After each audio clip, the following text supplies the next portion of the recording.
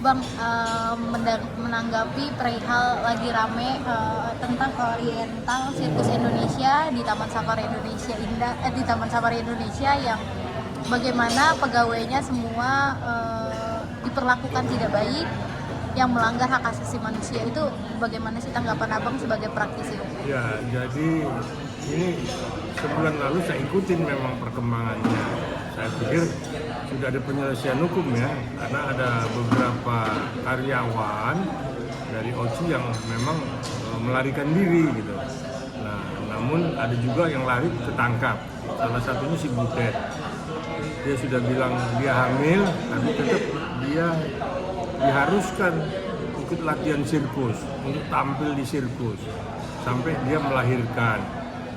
Belum selang berapa bulan juga sudah ditampilkan lagi untuk main sirkus.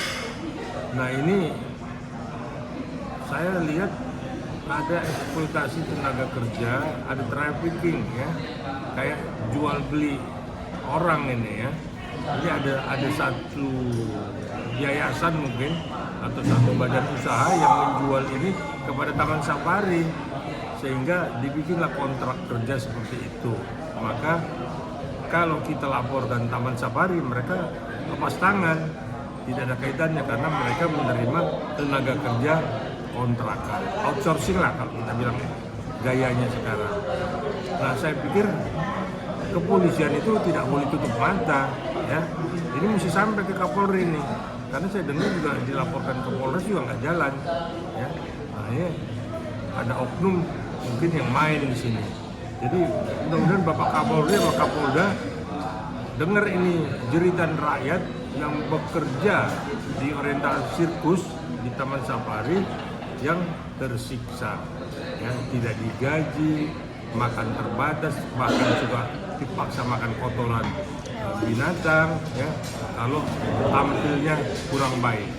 Nah, ini kan pemaksaan. Nah, jadi saya pikir Kementerian Tenaga Kerja, Kapolri harus turun untuk melihat kebenaran cerita ini.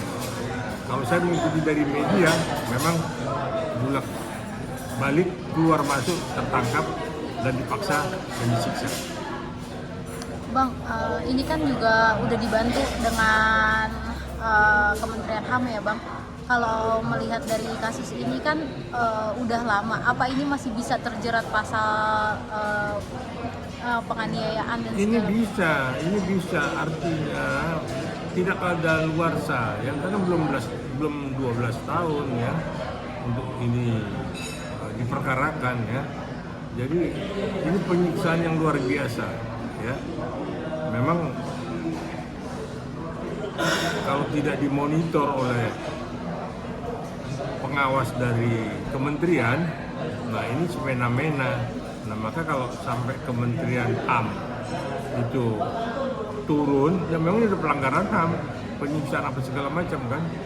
Nah, kok sekarang Pak Kapolri kok nggak dengar gitu? Bang, ini kan juga banyak mengambil anak-anak kecil. Nah, anak bontot dari pemilik OCI sendiri mengatakan bahwa ayahnya mengambil itu di panti asuhan, mengambil anak-anak kecil itu. Iya boleh aja. Artinya kalau dia mau ngambil dari panti asuhan, dari pondok pesantren, tapi cukup nggak umurnya? Kalau di bawah umur nggak bisa.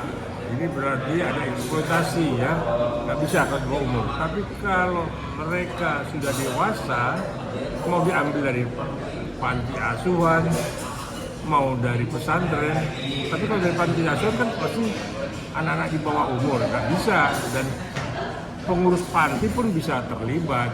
Jangan-jangan dia juga menjual santrinya ya, kalau diambil dari pesantren, dari panti asuhan, nggak bisa. Itu bisa terlibat dan bisa dipidana ya. Jadi saya pikir ini udah serius ya, serius sekali. Jangan gara-gara kita mau besarkan Taman Safari akhirnya memperkosa ya hak asasi manusia di kawasan itu.